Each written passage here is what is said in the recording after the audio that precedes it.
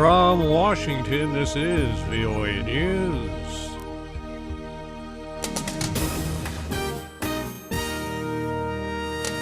Locations considered for destruction of Syria's chemical weapons. Congo's M23 declares an end to the rebellion. I'm Ray Kouguell reporting from Washington. The special coordinator for the joint UN mission charged with eliminating Syria's chemical weapons says she expects to know in less than 2 weeks where Syria's chemical weapons will be destroyed. UN correspondent Margaret Besheer reports. Sigrid Kaag said Tuesday there are ongoing discussions and negotiations this week at The Hague about where the actual destruction of Syria's chemical weapons will take place. Planning teams where the Syrian authorities, UN and OPCW experts are convening to look at the details, and the best possible options, of course, I presume will be decided upon, and it will be known by the 15th of November. Earlier Tuesday, Organization for the Prohibition of Chemical Weapons Director General Ahmed Uzumcu said the most viable alternative for destroying Syria's chemical arsenal would be outside the country due to the ongoing armed conflict within its borders. Margaret Besheer, VOA News, the United Nations. A date for possible peace talks aimed at ending the ongoing war in Syria is being pushed back, with diplomats now hoping they can take place before the end of the year. UN Arab League envoy Lakhdar Brahimi laid out his revised hopes Tuesday after meeting in Geneva with U.S. and Russian officials, along with diplomats from the other permanent members of the UN Security Council. We were hoping that we would be in a position to announce a date today. Unfortunately, we are not.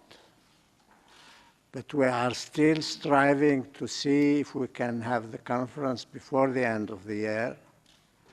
And, you know, as far as the United Nations is concerned, we are ready, and indeed the Secretary General is impatient to get this conference going, because the situation in Syria is extremely bad.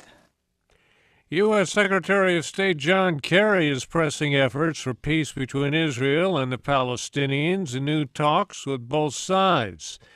He arrived in Israel late Tuesday, seeking to reassure Israel ahead of a series of separate meetings Wednesday with Prime Minister Benjamin Netanyahu and Palestinian leader Mahmoud Abbas.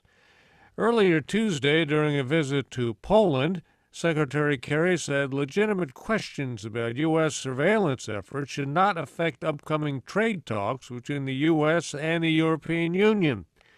Secretary Kerry said Washington and its European allies are all trying to balance the protection and privacy of their citizens. Ultimately, if we get it right, which we will, we can not only alleviate concerns, but we can actually strengthen our intelligence relationships going forward, and we can all be more secure and safer as a result, as well as protecting the privacy of citizens.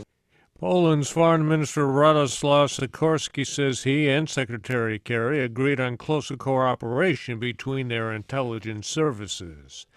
A rebel group that's fought the Democratic Republic of Congo government for more than 18 months says it is laying down its arms and is ready to negotiate.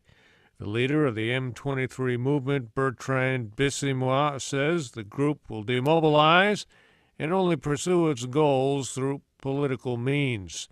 The move came hours after DRC Congolese government forces pushed rebel fighters from the last two areas in eastern Congo under their control.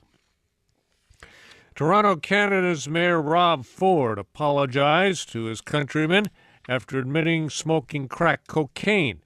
Battling tears during a news conference Tuesday, Mayor Ford said he is ashamed and that it will never happen again. He also said he'd continue serving as mayor of Canada's largest city, at least until next year's election. Mr. Ford initially denied all allegations. He was finally forced to admit trying crack after police obtained video showing the mayor was smoking it. A coalition of Burmese armed military minority groups agreed to continue a dialogue with the government to try to reach a nationwide ceasefire deal. Representatives of 17 armed groups and the Burmese government ended 2 days of talks in northern Kachin state without any concrete agreements. But both sides announced they'll keep meeting beginning next month in the southern state of Karen. Here in the United States, voters cast ballots in a handful of key elections. The eastern states of New Jersey and Virginia are electing governors. Large and influential cities, including New York, Atlanta, Boston, Detroit, Houston, and Miami, are electing mayors. U.S. political analysts are looking for clues from the results to help predict the outcome of next year's congressional elections, when all 435 members of the House of Representatives and one-third of the nation's 100 senators face the voters. I'm Ray Kouguell, VOA News. More at voanews.com.